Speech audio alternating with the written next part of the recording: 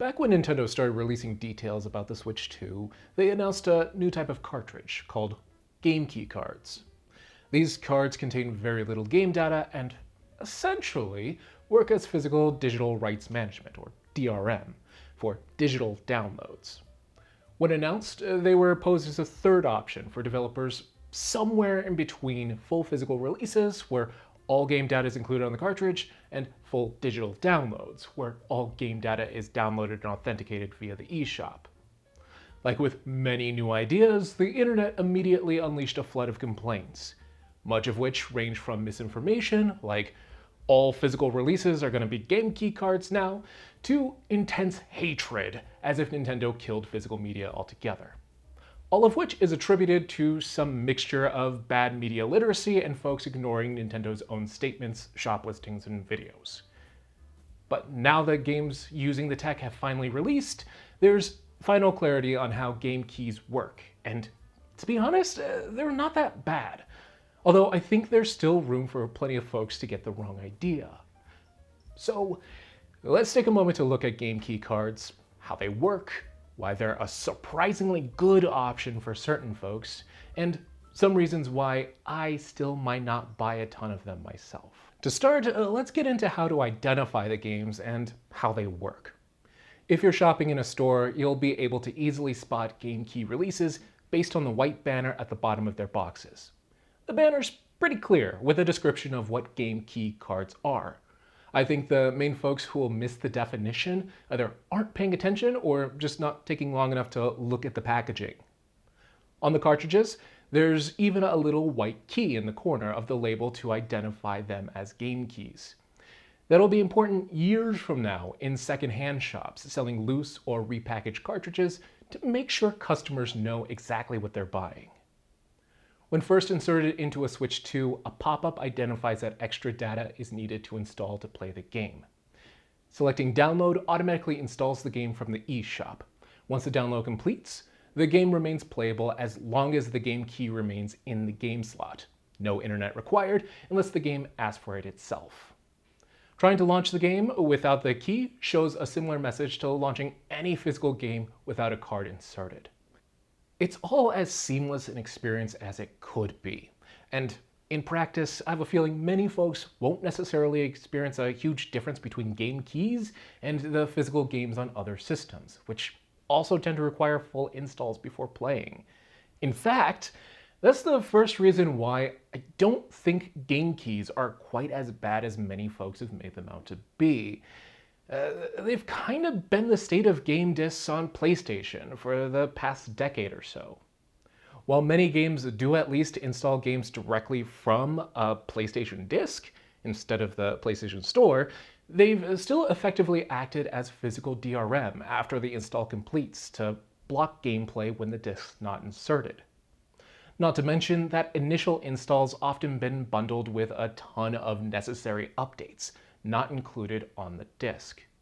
That's generally meant that buying physical games on PlayStation has often meant virtually no convenience over digital games. While I'm not the happiest to have Switch cartridges that don't contain a game's full data, the experience is pretty familiar at this point. It just feels like Nintendo's picking up on industry trends that have been brewing for a while. With digital downloads becoming more popular over time, it sort of makes sense for Nintendo to try a hybrid approach that still supports game sharing without restrictions. Nintendo does have a really nice virtual game card feature that allows me to lend fully digital games to family members. However, those games only stay lended for about 2 weeks.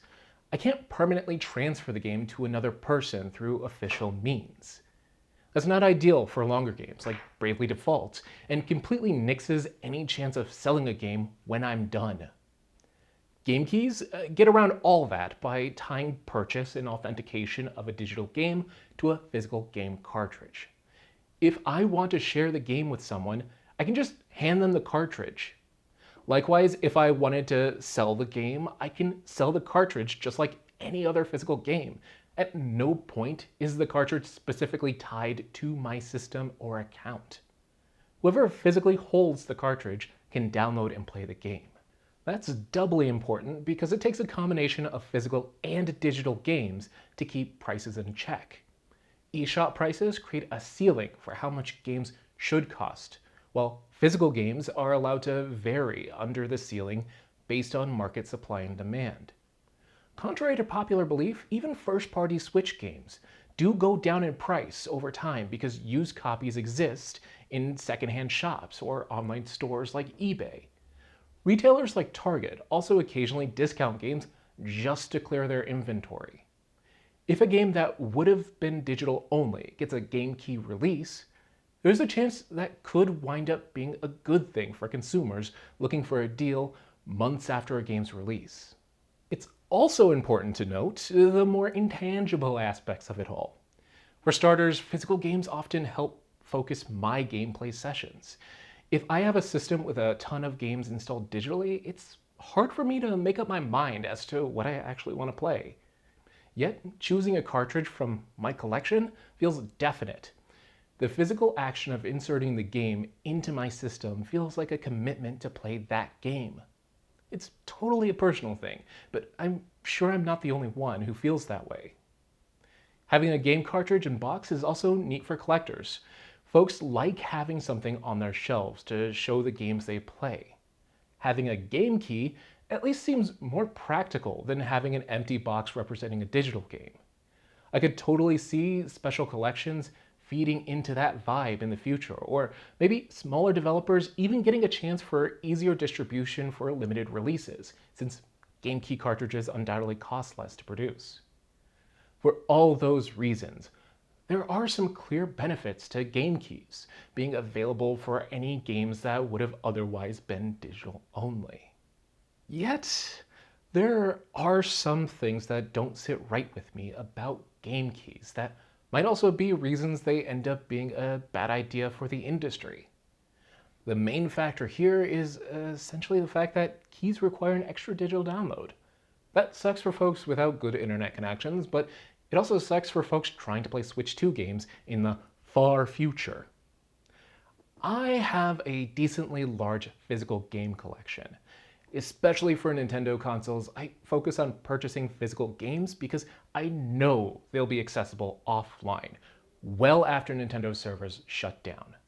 In several cases, I can even pick up an adapter to retrieve data off cartridges for use in compatible software. Game keys fly in the face of that desire. If Nintendo fully shuts down their servers, my copy of Bravely Default becomes nothing more than a colorful chunk of plastic. As someone who frequently plays games from several decades ago, that doesn't sit right with me. However, realistically, I'm not sure that matters too much to the average person. Most folks will probably fully experience a game released this year, well before Switch 2 servers go down. Plus, even when they do go down, that doesn't mean game keys are obsolete. As of this recording, I can still re-download digital Wii U games I purchased when its shop was still open, despite that store closing years ago.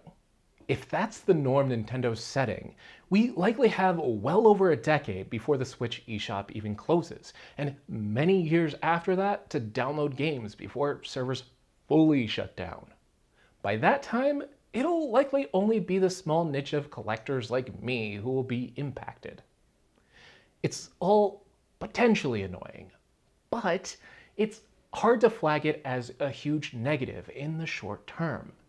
My main hope is just that game keys remain an additional option for developers that might have only released digitally, rather than a norm that replaces full physical releases. In summary, game keys are hard to buy by accident and work similarly in practice to physical media on other consoles. While not preferable to full physical releases, they are more flexible than standard digital releases. Due to the use of a cartridge for authentication, the ability to play the game can easily be transferred from one person to another, as long as those folks want. Collectors also get some bonuses with game keys since they have something physical to include in their collections. That's a bit more tangible than they'd get with, a digital download. Ultimately, the only real risk is in the far future, when the Switch 2 eShop closes down. But even then, folks might still have extra time to download using game keys, depending on how Nintendo implements that shutdown. Game key cards aren't the end of physical media, or the scourge of, or the ruination of an industry. They're just another way for publishers to sell games. Unless they become the only way games are sold, there's no real reason to panic. Instead, they exist if you're fine with a digital download, but think you might want to sell your game in the future. Those are my thoughts, though. Feel free to share yours down in the comments.